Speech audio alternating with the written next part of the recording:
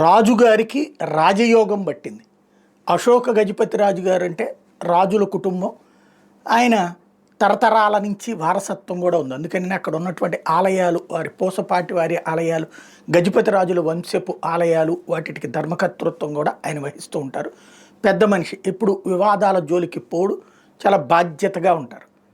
వాస్తవంగా రాజుల కాలంలో రాచరికమే ఈనాటి గవర్నర్ పదవులైనా రాష్ట్రపతి పదవులైనా ఆ రాచరికానికి సింబాలిక్ అనమాట. డెమోక్రసీలో కింగ్డమ్, అది కరెక్ట్గా చెప్పాలంటే.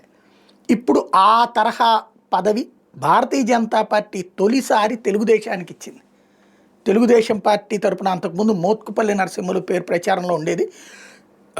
గవర్నర్ అయిపోతున్నారు 2014-19 మధ్యలో. అనేక సార్లు రేపటి లిస్ట్లో వచ్చేస్తుంది అన్నారు, కానీ అవ్వలేదు. ఇక్కడ రాజుగారికి మాత్రం అదృష్టం దక్కింది. బీజేపీ సిఫార్సు చేస్తుంది, రాష్ట్రపతి ఆమోదిస్తారు ఆటోమేటిక్గా. అంటే కేంద్ర ప్రభుత్వం సిఫార్సు చేస్తే ఆమోదిస్తారు ఆటోమేటిక్గా.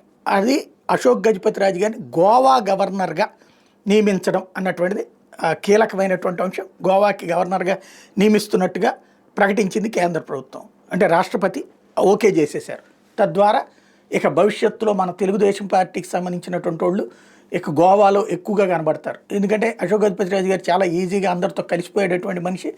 Plus Goa entertainment hub. చక్కగా 2 రకాలుగా చూసుకుంటే కనుక ఇక గోవాలో ఎంజాయ్ చేయొచ్చు, ఎంటర్టైన్ కావచ్చును. అక్కడ ఎక్కువగా మనోళ్ళు కనబడితే అతిశయోక్తి ఉండదు.